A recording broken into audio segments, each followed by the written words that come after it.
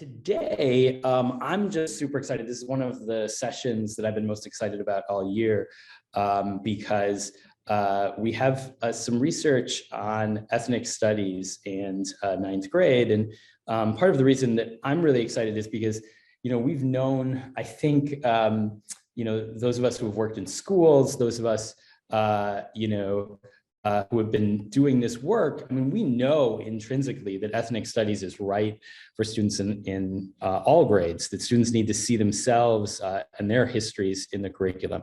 And that's just right. That's just good practice. But today we're going to see some really, I think, powerful research that demonstrates just how right that is, and that shows just when we do that work well, and doing that work well is really important, that the outcomes, longer term outcomes, are there for students and are possible. And so really, really excited to have Sade Bonilla here from the University of Massachusetts at Amherst. Sade's research focuses on K-12 education policy with a particular emphasis on high school to college transitions and career and technical education. She was a doctoral student, Center for Education Policy Analysis at Stanford, and prior to that was with Harvard's SDP project in Albuquerque Public Schools. The other thing I should mention that I failed to mention is this is about the transition from 8th to 9th grade, which, as many of you know, in Chicago, we've been focused on for a long, long time. So, so much is exciting about this presentation. And please, as we go through, if you have questions, please use the Q&A function in Zoom. We'll be sort of going through those questions, putting them together. And when we come back, after Sade is done presenting, I will begin to just interact and ask her some of those questions. So please, as she goes through, please feel free to ask questions. All right, with that, I'm super honored to turn it over to Dr. Sade Bonilla.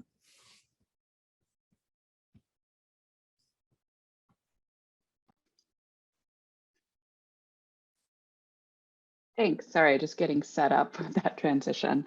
Thank you so much, Alex, for that very kind and enthusiastic introduction. And thank you all for spending your lunch hour with me. I hope it's a good one. So thank you very much. I'm super happy to be here. Again, my name is Sade Bonilla, and I'm an assistant professor at UMass Amherst. And this is joint work, of course, with my very awesome colleagues, Tom D, who's at Stanford, and Emily Penner, who's at UC Irvine. And not stated on this slide, but always in my mind, all of the teachers, principals, and administrators in San Francisco Unified School District. This is partnership research, so you'll see Stanford and the SFUSD sort of insignia on the slide. This is partnership sort of research, and we try to emulate the Chicago Consortia as best as we can. So thank you for joining me today. So I just want to sort of motivate things a little bit. We sort of were in this environment under NCLB where we had Could I just notice, we can see right now the slide that's coming up. I just wanted to Did I share the wrong one? Yeah, maybe. No. It was just the view was a little bit. There we go. Perfect. Thank you. My apologies. We sort of were in this environment under NCLB where there was a lot of top-down policy being made, right? We were sort of telling educators and schools whether they were doing a good job, and then telling them you need to do these types of things in order to sort of rectify whatever sort of is ailing your school. Then we went through this period of waivers where it's sort of this bit of a grand experiment, letting states have the flexibility to decide what to do. And now in ESSO, I think we're sort of really exemplifying this movement to a really grassroots and practice-based sort of innovation space, which sort of leaves there to be room for a local context to try to innovate and do different things and share those out with others. And I think so this work in San Francisco is really in the spirit of where I think sort of education policy is moving more recently. So I think that, there's a lot of enthusiasm for silver bullets in education, right? And I don't know that we're ever going to get away from that, given sort of the environment, potentially in the for-profit sector, right? There's this thought, like, if we just make a product, we can fix everything, right? We can fix the consumer's problem. But I think, and I think that there certainly has been a lot of enthusiasm for making sure that high quality curricula is in place, and I don't want to discount that at all. But we have a lot of evidence that implementation fidelity, doing, you can have high quality curricula, but if you don't implement it sort of as intended, you're not going to sort of get the results that they got in the original project. And so, I just want to sort of underscore that, particularly as we talk about ethnic studies. And then lastly, ethnic studies programs are expanding nationwide. There was recent legislation in California that the governor had vetoed previously and then signed into law just a couple of months ago, and actually named this research as being one of the reasons why he was mandating or agreeing with the legislature to mandate ethnic studies for all high school students in the state of California. So there is hope for really big and broad impacts here. In terms of where we sort of are contributing in the research, there's been a lot of research on ethnic studies and different programs that sort of exemplify culturally relevant pedagogy, which I'm going to talk about in a second. But those tend to focus on shorter term outcomes, the nearer term outcomes. And so our study is a little bit unique in that we follow students for a bit longer period of a time and are able to use this assignment, this quasi-random assignment mechanism that I'll talk about in more detail to sort of attribute causality to the ethnic studies course that these students took in particular. So we have these are the research questions that we answer. Do students who enrolled in the pilot ethnic studies course as ninth graders have a higher probability of high school graduation? So there's a longstanding practice of pre-registering the experimental studies to avoid data massaging and other sort of nefarious activities. And so we pre-registered our study knowing that there might be a lot of attention on sort of the validity of our analyses. And we really wanted to go into things saying, look, this is what we're doing. These are our plans for our research, posting it publicly before we ever had the data. And then once we got the data, following through on that research plan. So a plug for when you're sort of listening to researchers talk about sort of the work that they're doing, I think this is a place where we should be doing this more in terms of transparency. So you can find this on the Open Science Framework, sort of circa 2018 or 2019, before we dug into the data. We also have some exploratory outcomes, which are looking at enrollment year after year in the school district. So looking at 10th, 11th, 12th grade, and then a fifth year of sort of high school that many students sort of need and take advantage of, attendance, and then credits earned. And then we also use National Student Clearinghouse data to follow students into their post-secondary enrollment. So let's start talking about ethnic studies right away. So there was a lot of institutional support for this pilot. The Board of Education unanimously passed a resolution requesting that the superintendent fund and implement a pilot ethnic studies course. The resolution also asked that the course meet the University of California certification as a college preparatory elective. So there was some understanding that this needed to be sort of a rigorous course that would help students on their sort of journey to college and career. It was implemented by a collective of 10 social studies teachers who developed and tested these course materials for this year-long grade 9 course. And they had support, this is key, they had support from faculty at San Francisco State University, which had the very first College of Ethnic Studies and has many experts on ethnic studies. And then they also had a lot of support from the district's Office of Learning, Support and Equity.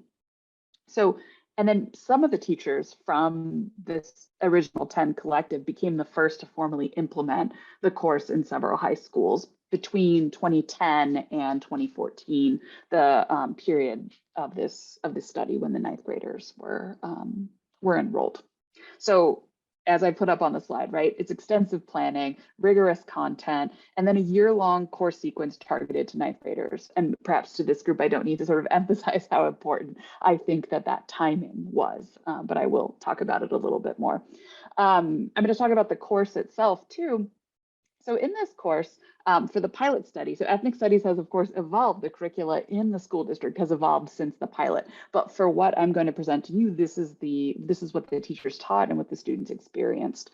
The first sort of part of the course, units 1, 2, and 3, are really a focus on self-identity after they learn about the history and idea of race and the rise of white supremacy in the United States. They also spend some time learning about the eugenics movement, race as a social construct. They learn specifically about the lack of scientific support for biological explanation for race. They talk about the portrayal of people in popular media, and then they also do activities to counter false narratives. So this unit on stereotypes, where they come from and how they shape my world. Then they go through a series of different case studies that focus on segregation in education for Chinese and Latino students in California. They also study the history of housing discrimination that was supported by federal government policies and funding. And then there's this really big emphasis on social movements and how groups have countered discriminatory laws and practice. And not only sort of talking, hey, there was a social movement and it was successful, but also talking about what were the tactics that those social movements used, right? What did Cesar Chavez do to get the attention of lawmakers and the media? You know, the very public march, right, to the State House over a series of days, right? So what are sort of tactics in social organizing that are also sort of part of this course? And then there's a focus on countering oppression and racism in students' own communities. So there's this learning service project where students identify a problem that they feel exists in their community, and then they actually use what they learned about social movements to develop a strategy to act upon that injustice that they see in their world. So this is really sort of a soup to nuts sort of course for students. It's over a year long. So, you know, I'm telling you these 8 units, but obviously they're delving into these, spending, you know, a month on each of these different topics. So it's certainly a sustained intervention. So, you know, many of you probably know about Gloria Letts and Billings' seminal work on culturally relevant pedagogy. It has really strong parallels with ethnic studies and the pilot program in San Francisco in particular. It's certainly about prioritizing academic success, providing a way for students, right, to maintain their cultural integrity, for students to think about, you know, how they sort of are reflected in the curriculum, and to be able to own that and have that experience.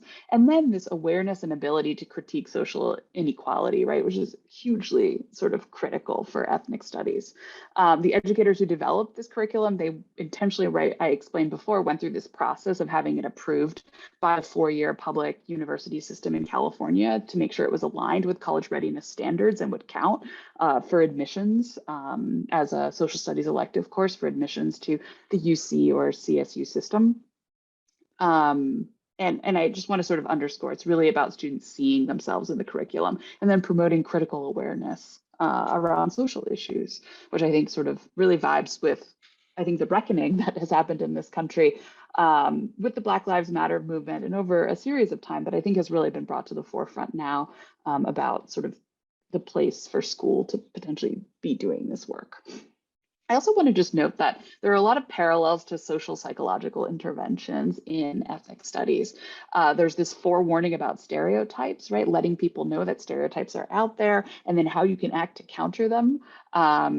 Affirming personal values, right? So making people sort of feel good about their communities, about themselves, and sort of providing some time and space to think through who you are and how you fit in the world, and to affirm that.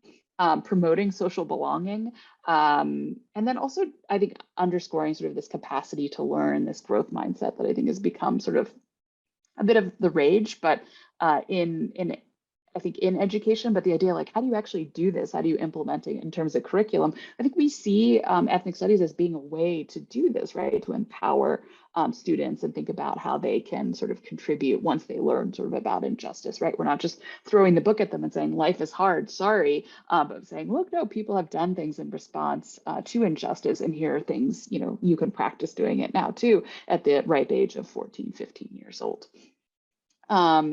So, in social psychology is basically rich with a lot of evidence on the efficacy of these type of interventions. But I want to note that many of them are sort of short scale and in terms of sort of time, right? That you might spend a short period of time, whereas ethnic studies is really this sustained intervention. It's in a cohort model in this year-long setting and at a particularly vulnerable transition point for students during their 9th grade year, when we know they're moving from 8th to 9th grade and sort of figuring out their identity, their place, and how they, sort of come to be in the high school space. And then lastly, the course focuses on individual identity and expands to broader lessons on racism, discrimination, and social movements. The service learning component offers a really structured way for students to identify a problem or issue in their community, analyze that issue using the course content on social justice, anti-racism, discrimination, and so forth, and then act to promote a more socially just world, right? So there's some action that students are sort of well prepared for, right? That they've spent an entire year gearing up for this moment. So there's certainly, the educators in this program define it as an anti-racist curriculum and are actively trying to eliminate systemic oppression and help students see how they can play a role in that. So this is certainly not a sort of neutral curriculum and saying like, oh, maybe there's racism. They're saying, no, there is. And these are the things that, sort of that we see in the world. This is what you can be aware of. And this is how you act to counter that. So how do we do our work, right? How do I sort of come with confidence to you as a researcher saying, I know that this curriculum seems to be highly effective. So we have this identification strategy where in 3 high schools, all entering 9th graders were assigned to take ethnic studies. They were able to opt out if they didn't want to. So using some of the research from the Chicago Consortia, San Francisco Unified developed an at-risk early warning indicator, right, an EWI.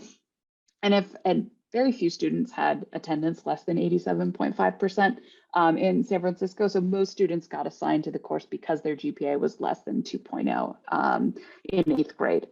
So basically, if you had a GPA less than 2.0, ethnic studies automatically showed up on your high school transcripts. You could go see the counselor and change out of it, but initially it was there. So we use this to compare those students who were just below that 2.0 threshold to those who were just above the 2.0 threshold, right? Because if you had higher than a 2.0, you didn't automatically get ethnic studies on your transcript. You could opt into it, and I'll show you that a little bit, but it wasn't sort of the norm, right? So we sort of use this to sort of say, look, if you've got a 1.95 in 8th grade versus a 2.05, you're pretty similar sort of students. And what we can do is we can say one of you sort of was encouraged to take ethnic studies and the other one wasn't. So let's keep following you over time and see what your outcomes were. So rather than sort of a traditional randomized experiment where we take a whole population and randomly assign some to the treatment and some to the control, in this regression discontinuity strategy, we sort of have this threshold, and then we go from everybody sort of being encouraged on one side to nobody being encouraged on the other side. And we sort of use that just close to that threshold to compare outcomes in a sort of causally warranted way. So this is sort of what I'm describing to you, right? We've got the untreated people who have higher GPAs, and then the treated students who have sort of lower 8th grade GPAs. So you'll see here that what I'm showing you is that as we sort of go under the 2.0 threshold, we'll see that higher proportions of students ended up in the ethnic studies class, but still only 50% who had just below a 2.0 GPA. And if we look at the higher GPA students, we see this big drop at 2.0, right? Which is kind of what we would expect based on what I told you. And only 20% of students with a GPA of just above 2.0 are enrolled in ethnic studies. And so because there's sort of some of this non-compliance, we'll use what we call an intent to treat design, where we basically say, let's pretend all of the students to the left-hand side took ethnic studies, and let's pretend none of the students did on the right-hand side. And we do some statistical sort of things. If you want to read the paper or ask questions, I'm happy to talk more about it. But we sort of account for some of this non-compliance, if you will. And so what we're interested in a regression discontinuity study, that's the equation up there, but is really this jump at the threshold, right? We're going to use this shift in students enrolling in ethnic studies at that threshold to say, okay, let's look in future years and see if we still see that jump. If we see that jump, then it's going to be evidence of ethnic studies having impacted student outcomes at the trajectory, so long as the only thing changing at the threshold is whether a student took ethnic studies or not. All right, so this is our sample.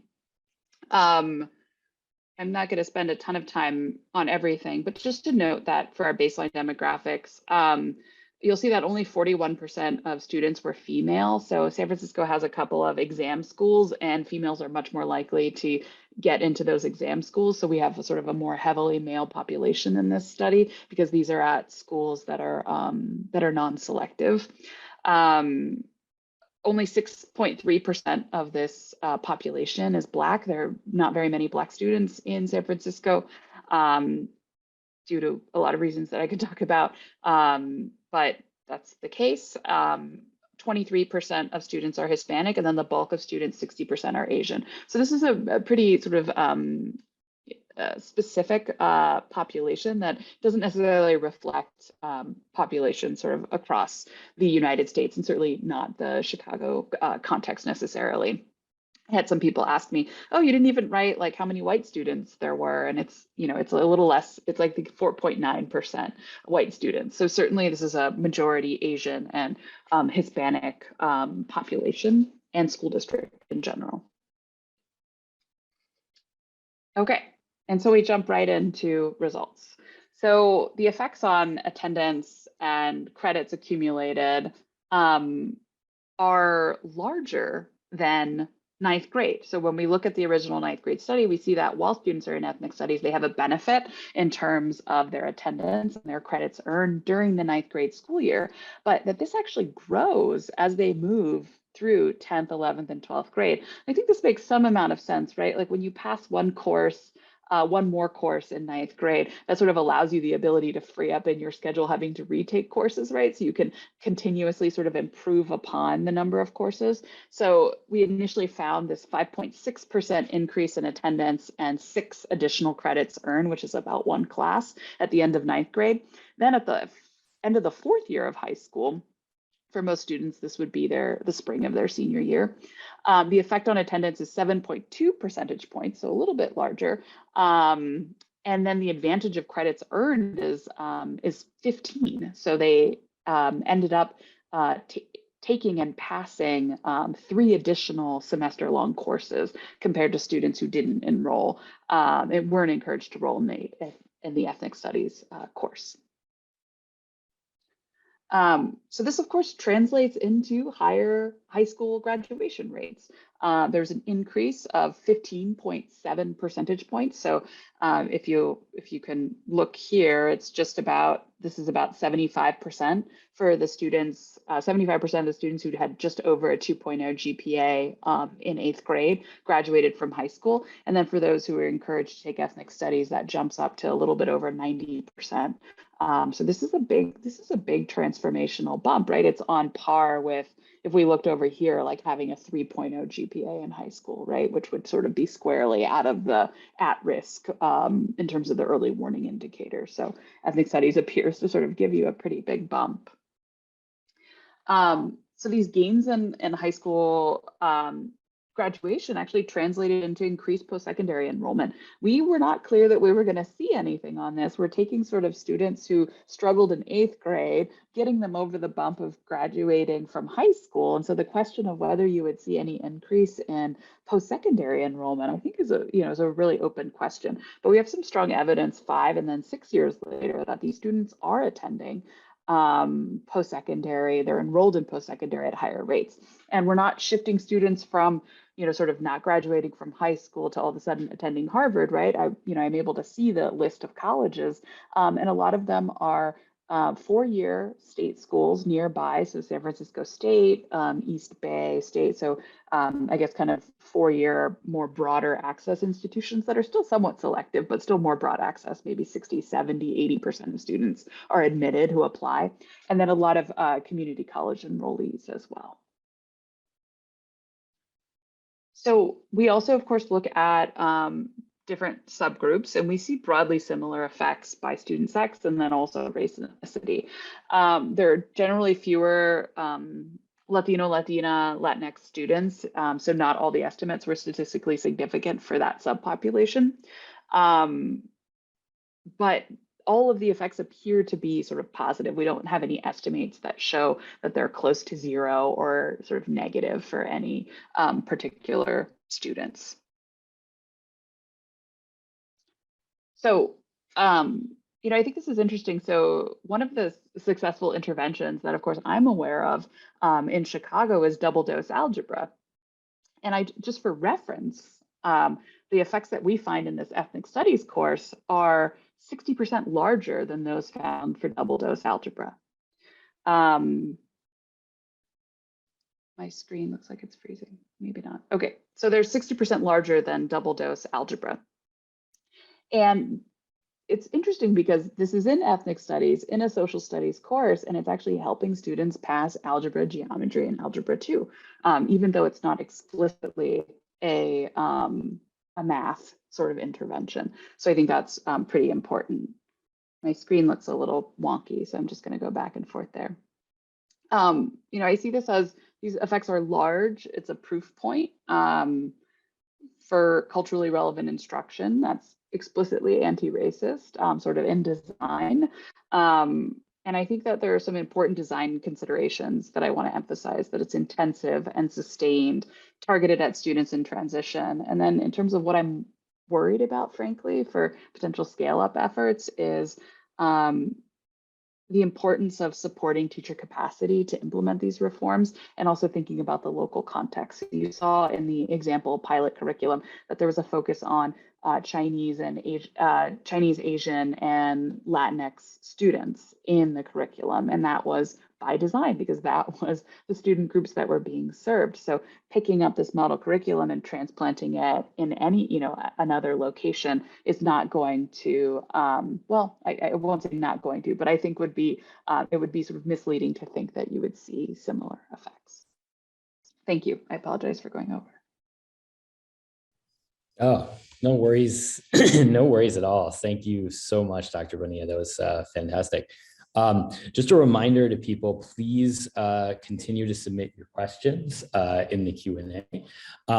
So as a place to start off with, I wonder if you could talk a little bit about what you kind of just ended with, which is transition.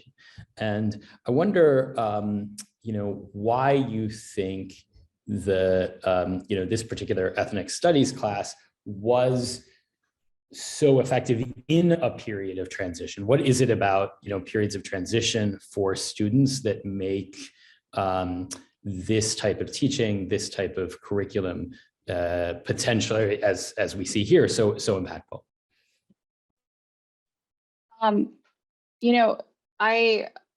I think that, there's a number of things that I sort of suspect. I don't know. So I'm going to go a little off the cuff and say, I have these beliefs. I think that as students transition to 9th grade, right, they're becoming adolescents, and self-discovery and your self-identity and understanding sort of your place in the social structure is really important. I certainly am I'm sure many of you have read The Make or Break Year, which is, takes place in Chicago public schools, right? But students are trying to figure out, who am I and how do I fit into this world and what kind of person am I going to be? And I think ethnic studies provides this place to give students an option for thinking about how they can engage in school in a way that I think is authentic and something that hasn't necessarily been presented to very many students previously. My son comes home and he's like, look, we colored Martin Luther King, around Martin Luther King Day. And look, I learned about the same 3 people, for Black History Month. And I think that students understand that's not authentic. They've been through it. It's superficial. It feels like you're not being told the whole story, particularly when, students look around and they see injustice, particularly for students of color at very young ages, right? They start to sort of know this, and you sort of go to school and know you're not being told the whole thing. And I think that ethnic studies really presents itself as a sort of raw, real sort of treatment of students. It gives them complex topics, right, about structural oppression and racism and a history of the government's support of some of these topics. And I think just allow students to be like, okay, someone's leveling with me, right? And what is that going to do, right? When you feel like someone is leveling with you and you're 14, 15, you lean in a little bit, right? And so if you're leaning in ethnic studies and then everyone around you is leaning in a little bit, it becomes probably a little easier to lean in algebra and to lean in biology, right? And to be able to sort of have some self-assurance that, right, what you're doing, can be part of your own identity, and you can sort of deal with the conflict that is the school, right? Deal with sort of understanding that there is systemic oppression. People have done things against it. You can develop this identity. You can sort of understand your place in the world. And that just might make it a little safer to engage in sort of different ways in high school. And plus you also have this cohort that there's this kind of protective factor, I think, by having this cohort, having another year-long course where you're not necessarily getting shuttled in, into different electives. That sort of, I think, provides more consistency for 9th graders, which I think is likely helpful for them, right? Like a schedule change or having a teacher change and having to get to know a whole new individual, right? After just having done it first semester, I think can be pretty jarring, particularly for students who might sort of be academically struggling in middle school. That's great. We're getting several questions coming in about whether or not there were any qualitative components to the study to get a sense from the students themselves or the teachers about what they thought might have led to some of those impacts. I guess, especially maybe when you knew about them, let's say in 9th grade, which I think the original version was focused on like 9th grade outcomes. Yeah, so basically shortly after the results on 9th grade came out, we had the pandemic. And so there were plans in the works to do qualitative research, and we had approvals, and we were planning on getting in classrooms in spring 2020. So that never happened. And the plans are still ongoing, right? San Francisco has sort of had their reopening plans were not as opening during last school year, and certainly not open to outsiders. So there are plans to go in. So we sort of missed the boat on those original sort of cohorts, 13, they were in high school in 2010, 2011, 2012. So we haven't had an opportunity to talk to those students, but we are thinking about following up on those students and connecting with them and trying to understand other outcomes that we think are really important. While academic outcomes are important, I think that ethnic studies sort of teaches a lot about civic engagement.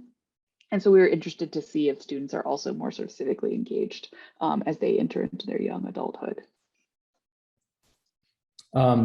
Also some questions about the teachers, both questions about the race, gender, ethnicity of the teachers themselves, but also I think questions about like how much flexibility teachers had with the curriculum. Were teachers able, encouraged even to make the curriculum their own for, particular classroom in front of them, or how sort of set was the curriculum? Yeah, no, that's a great question. So, so in terms of race, ethnicity, gender of the teachers, there were very few teachers in the study. Actually, only 4. They were not all white. They were not all teachers of color. So it was a mix, and gender-wise, gender identification-wise as well, there was a mix. So we don't sort of have an ability to sort of say what happens if you were assigned to this type of teacher versus that. Is it, right? We know about the research on student-teacher race and gender match. And so I'm guessing that's where some of this is coming from. So we don't have a clear sort of way to statistically look at that. In other work that I'm doing with a much larger school district, we are planning on sort of looking at teacher-student race and gender match alongside ethnic studies. But we're not able to do that in San Francisco because it's a smaller district, even though it's, serves 55,000 students. It's still relatively small statistically for doing those type of things. The second part of the question was around freedom of curriculum, right? So I guess, these teachers had a professional learning community that was cross school. So they had institutional support to actually meet, to have time to meet with the ethnic studies teachers on a regular basis from different high schools. And so they met regularly, and there were places in the curriculum, right, where students could respond to their classroom, right? The whole unit on self-identity, students go off and they do an oral history with a family member. And so that's definitely going to shape, as students are sharing their oral history projects, like it's going to shape the conversations in the classroom to reflect who's sitting in front of the teacher. Certainly when students go to sort of identify a problem in their community, that's also going to be shaped by the students who are sitting in that classroom. So there was some flexibility. The teachers met regularly and made adjustments as well to the curriculum. So it certainly was not rigid, and the professional learning community talked a lot about what was working, what wasn't. And some of the sort of edits to the curriculum that San Francisco has implemented today were all based on that sort of ongoing work. So I think really in this ethnic studies sort of curriculum was homegrown, but also really exemplifies a sort of continuous improvement mindset in terms of the teachers really thinking about their practice and working constantly to improve it and evolve it and make sure that it works for the students that they're serving. So this is an example of good teaching, right? Yeah, I mean, I think that there's some questions coming in kind of around that a little bit, which is, I mean, what I think people trying to sort of grapple with the implications for their own schools or their own districts, where there might already be an ethnic studies curriculum in place, or there might not. I'm wondering if you could say a little bit like, what do you think in sort of both of those scenarios, one in which there has been work going on already, and in another where it's just kind of getting started, what you think the implications here are for a district leader or a school leader? I think that it would be hard to ignore the elephant in the room, which is sort of this religious zeal that has sort of developed in the media, sort of originating from some strategists around sort of critical race theory and Florida's recent passage of a law to ban schools from having any discussions that would make a student feel guilty about their race, right? Or banning any talk of non-heteronormative relationships, right? So certainly, I think for many schools and practitioners, this is a difficult environment to say, oh, look, ethnic studies might be a way for us to engage our students. But how do we sort of educate our communities to basically talk about something that's controversial, right? Because in 2021, race racism is a controversial topic, whether we sort of personally think that it should be or not. It is, frankly. And I think that teaching controversy is important. It should be a part of social studies curriculum. In the United States, we haven't done that very much, right? We shied away from sex education, from giving sort of a full treatment to evolution in some spaces. Talking about a lot of things, right? History sort of randomly ending at this certain point in time, and students are like, wait, what happened in the last 100 years or so? Right, so if anything is sort of deemed as potentially controversial, we sort of ignore it, and then it sort of leaves this space. So I think capacity building to give teachers the opportunities and the tools to teach controversy and to have their back when they do go into these conversations, and for teacher preparation programs, frankly, to be involved in this work, I think is another important piece. I think that this work on ethnic studies is showing that this is something worth exploring for your local context and figuring out how to fit it in there. The question around sort of political messaging, building sort of grassroots support from your families that you're serving is and your local community is going to be an important part of the work that maybe teaching algebra or biology is not going to necessarily require. Do you know if the curriculum that was used in San Francisco for the study is publicly available? How would someone learn more about that curriculum, with the large caveat, as you mentioned before, that it should be potentially a model and not just silver bullet, let's go implement it here in Chicago? Right. Yeah. So right now, so it's interesting. So San Francisco is working on a repository of different lesson plans. That ethnic, so there's a ethnic studies, just to sort of emphasize the institutional support, right, in San Francisco. There's a ethnic studies teacher who's on special assignment, who sits at the district level, who works closely with the social studies coordinator for the school district, and works with the different ethnic studies teachers, is engaged in this research, right? I know this person personally, right? So they are working on creating a repository of different lesson plans, sort of exemplars that teachers are willing to share. But I think that the school district themselves are being pretty careful about this. I think they know sort of the care that went into developing this and the potential for it to go awry if sort of exported wholesale, or like, look, we tried this curriculum and we didn't get the results, like San Francisco is a farce, or whatever might sort of happen. I think they're highly aware of that. I was also smiling because I've had principals email me directly and say, can you send me San Francisco's curriculum? And, I'm like, no, I cannot. Because one, I have sort of the general outline and I'm happy to share that, but the sort of meat and potatoes of what they're doing is evolving. And, what they were doing in 2010 is not what they're doing in 2022, right? And so that's my way around answering it directly. All good. Could you maybe catch us up a little bit on San Francisco? So I think you mentioned that since this point that you were studying, they've scaled this more broadly in the district. What has that scale process looked like? Obviously, it sounds like you're not part of studying that now, but just how it, just as a model, what would taking a relatively small pilot like this to scale in a district like San Francisco look like? Where are they in 2022?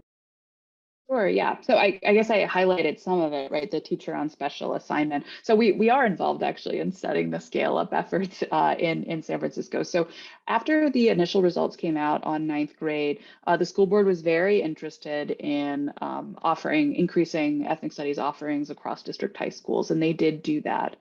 There was a push to mandate an ethnic studies requirement for all students in the district. There was some controversy. Some of the exam schools were not, frankly, interested in sort of offering ethnic studies, didn't feel like they necessarily needed to.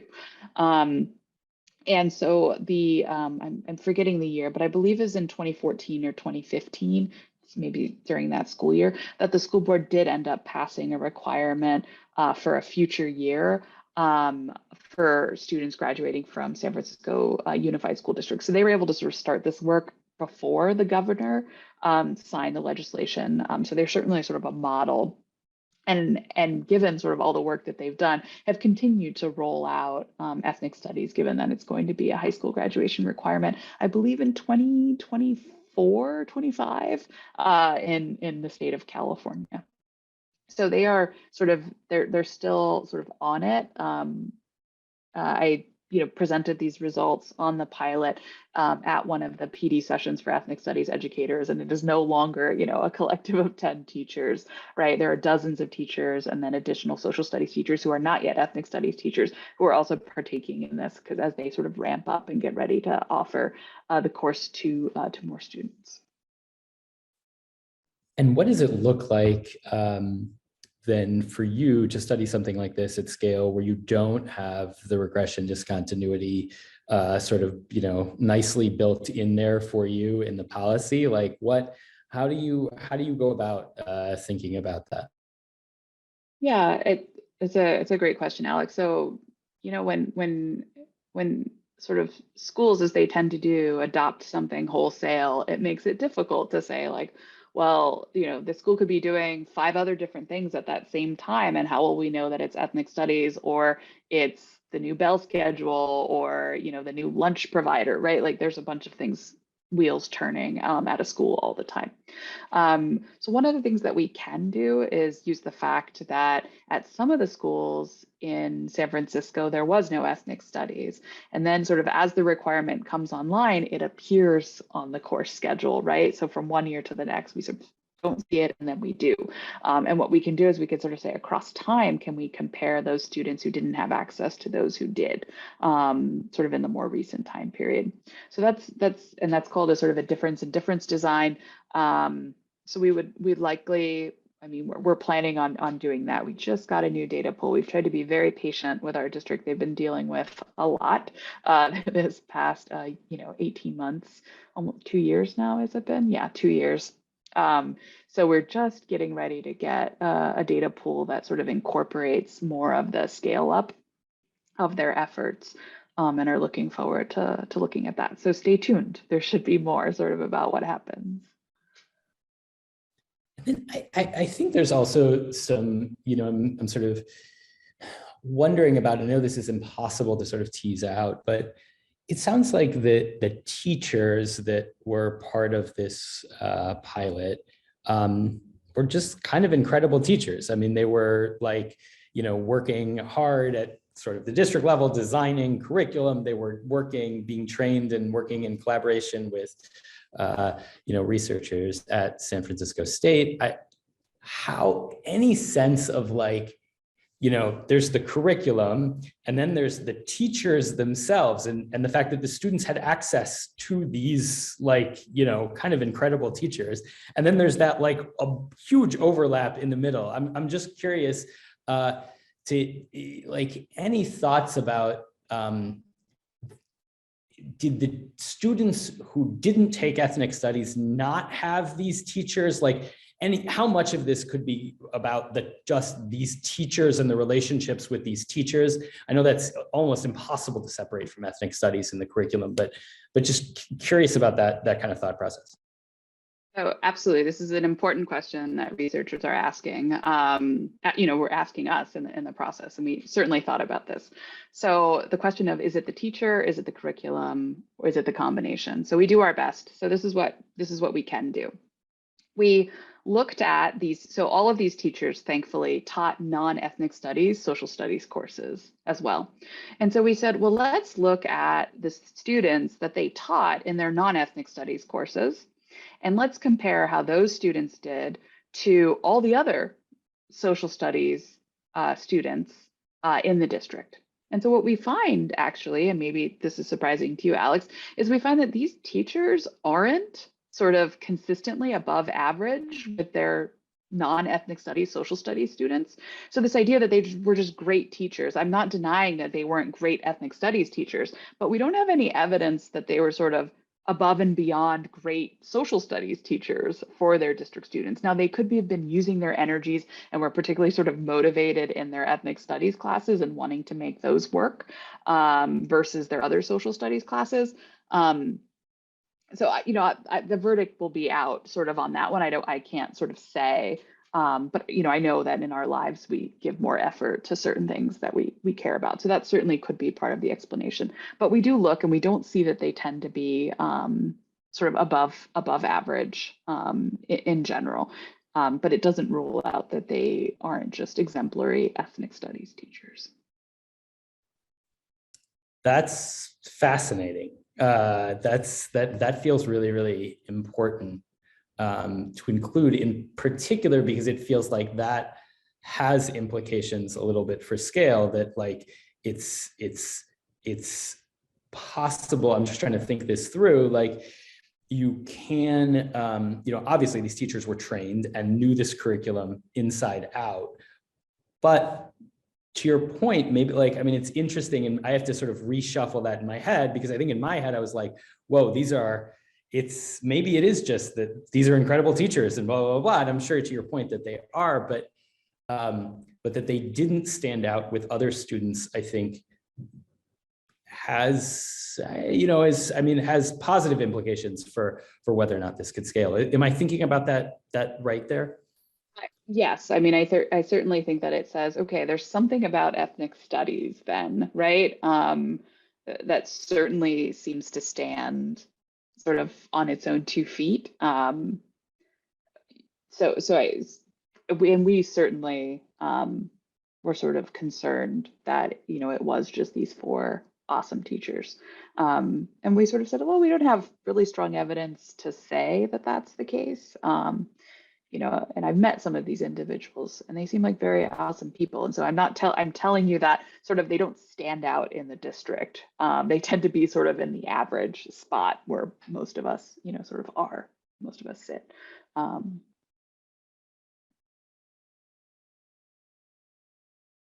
then, I think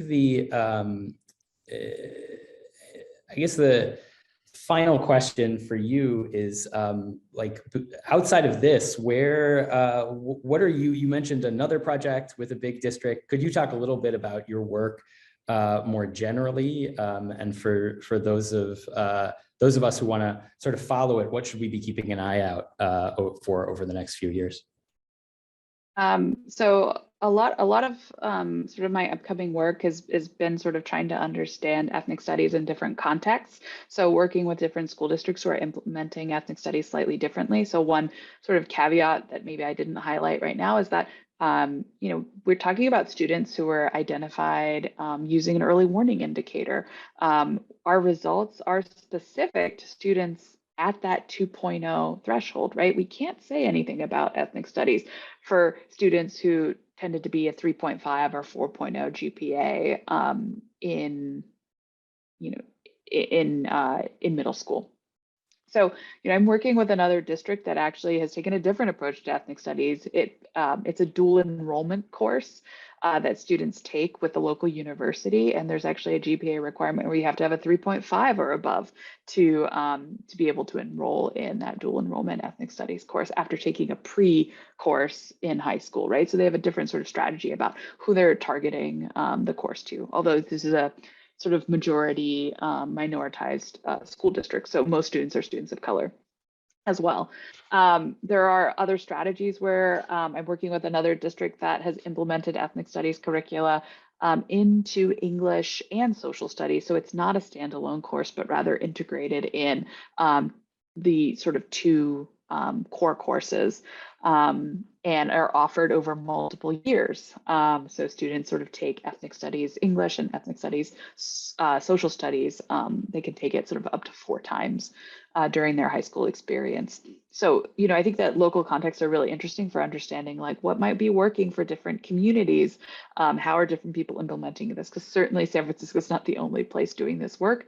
And so trying to understand a little bit more. I talked a little bit about the teacher, student, gender, and race match, trying to disentangle if that might be at play. With students, I think that's something we're all sort of wondering. I know a lot of people thought, well, there probably aren't any white teachers teaching ethnic studies. Well, in San Francisco Unified, there are, but it's sort of understandable for people to want to say, does it matter, particularly? And I think, does it matter for white students? Our study can't say anything about for white students, not really for affluent students either. That just wasn't our population in this particular study. So I think there are a lot of remaining questions, and I'm trying to sort of move on a lot of different fronts with a lot of very awesome district partners to try to get at these things and provide more information. Well, Dr. Bonilla, thank you so much. I know just like comments coming in, I think people are really excited about this study and about your upcoming work to look at other populations and scale and all of those questions. But we so appreciate you coming in to present this at a research spotlight. We hope you come again, and would just a big thanks on the part of the To&Through Project and everyone who's here today. Thank you so much.